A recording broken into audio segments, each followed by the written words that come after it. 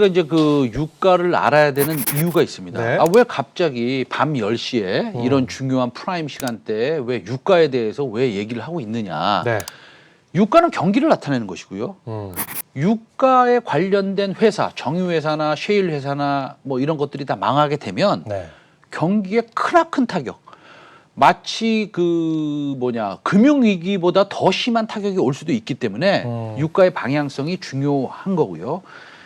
이 단기적인 유가의 방향은 참 조심스럽습니다. 지금 지속적으로 오르고 있고 우리는 또 사실은 최성민의 히든 마켓 리포트에서는 그 유가 레버리지를 투자해서 뭐 적게는 30%, 많게는 100% 이상 수익을 내고 있는데 지금 사우디도 사실 삐졌죠.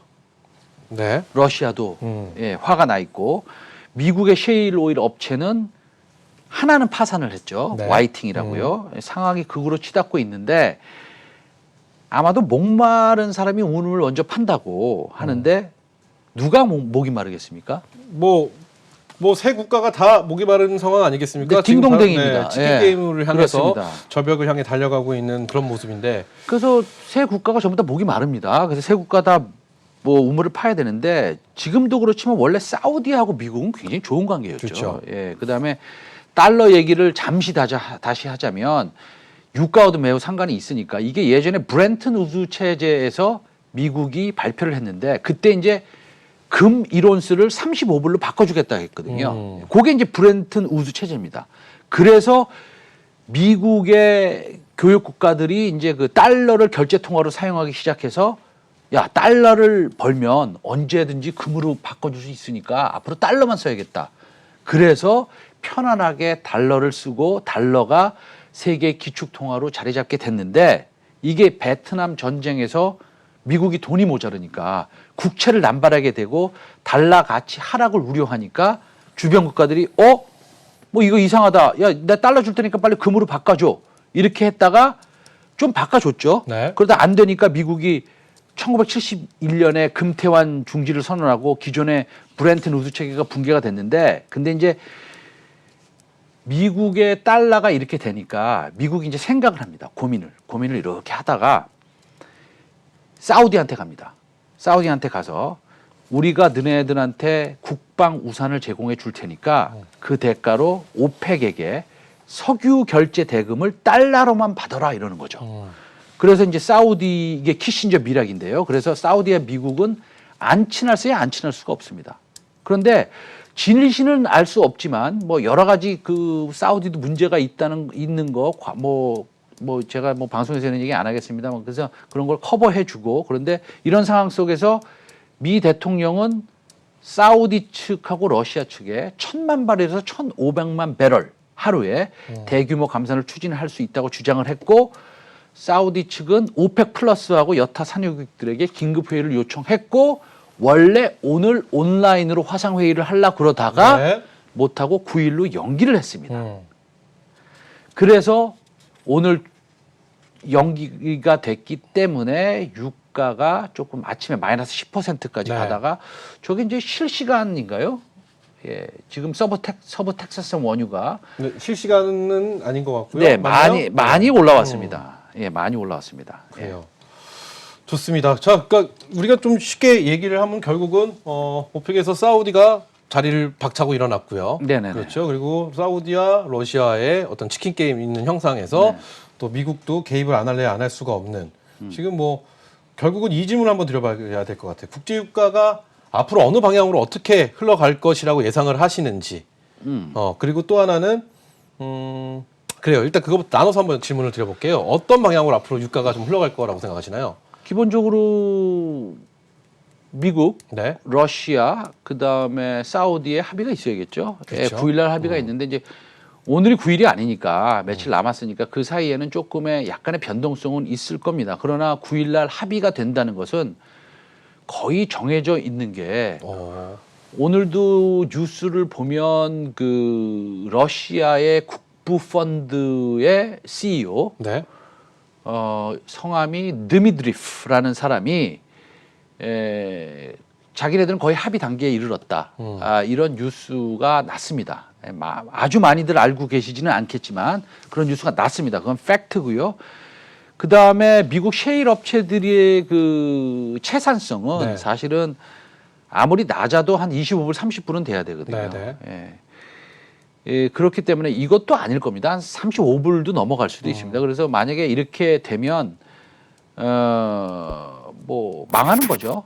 예, 그렇기 때문에 이제 발등에 불이 떨어진 것이고요. 사우디와 러시아 입장에서는 사실은 셰일 업체들이 파산하기를 속으로는 바랄 겁니다. 네, 왜냐하면 그렇죠. 자기네들이 헤게모니를 얻을 수 있으니까.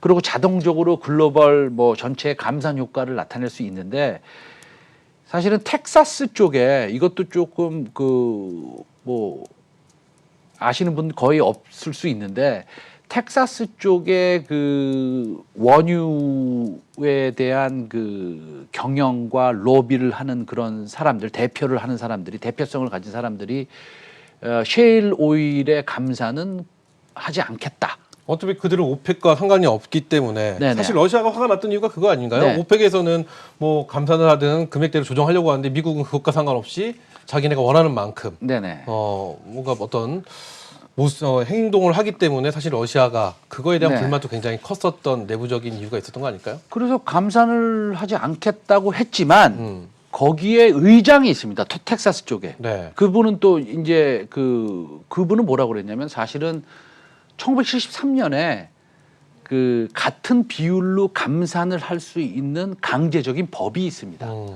1973년에 개정된 법인데요.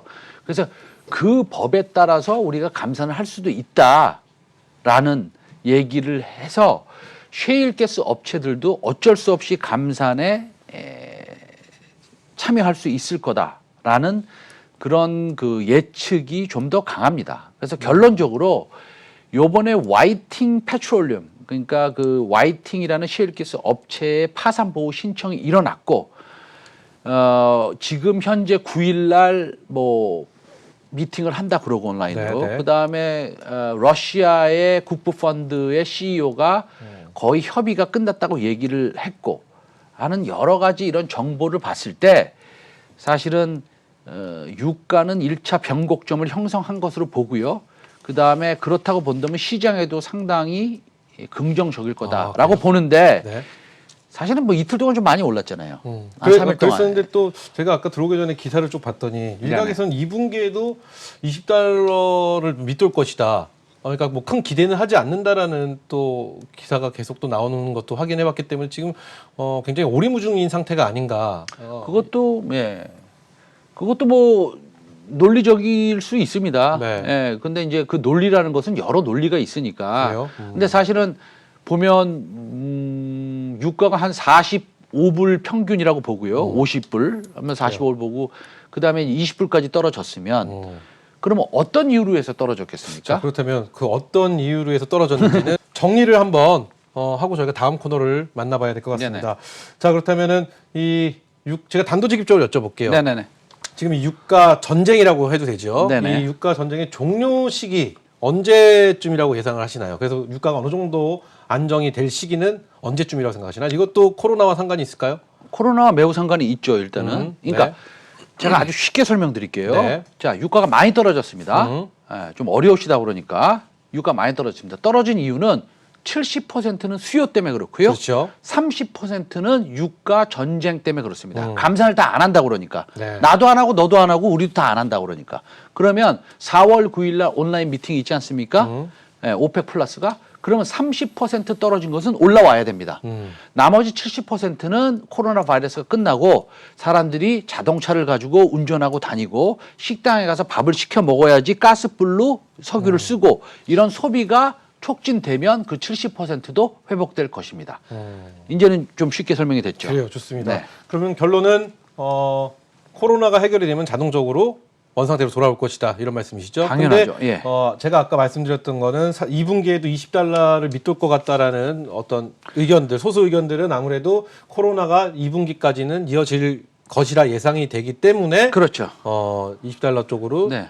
좀 밑돌 것 같다라는 의견이 나왔던 거고요. 아직도 뭐 코로나가 우리 시청자 여러분들 마찬가지일 거예요. 그렇죠. 뭐 아직도 코로나가 뭐 연말까지 가고 내년 초까지도 간다라고 생각하시는 분 분명히 계실 겁니다. 시청자 여러분들께서. 네.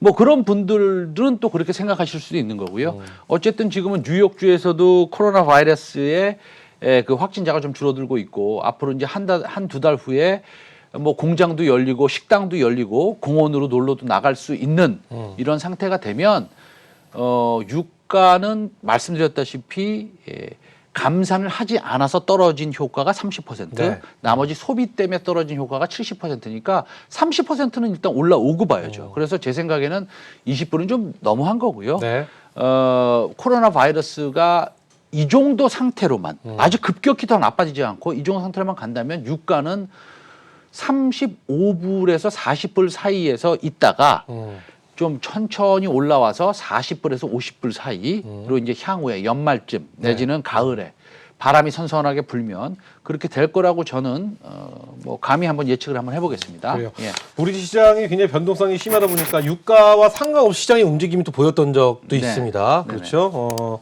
그렇다면 유가 상승 시 원상태로 돌아왔을 경우 우리 증시 어떤 대비가 필요할까요? 사실은 유가에 베팅을 할 수도 있는 것이고요. 네. 예, 유가라는 것은 경기를 대변하는 것이기 때문에 유가가 이제 올라가면 어떤 생각을 하셔야 되냐면 막 유가가 올라가요. 그러면 아 이게 인플레이션이 일어나는구나 이렇게 생각하셔도 됩니다. 그 인플레이션이라는 거는 모든 자산에 일반적으로 일어납니다. 네. 주가도 올라가고 유가도 올라가고 부동산도 올라가고 여러분들이 식당에서 사 먹는 뭐 밥값도 올라가고 교통비도 올라가고 다 올라가는 겁니다. 그래서 유가는 인플레이션을 일으킬 수 있는 뭐 방향성을 가지고 있어서 어쨌든 자산이 뭐 가치가 상승하는 데는 도움이 됩니다. 그러나 너무 올라가면 그게 문제가 되는 것이죠. 그래요. 예. 좋습니다.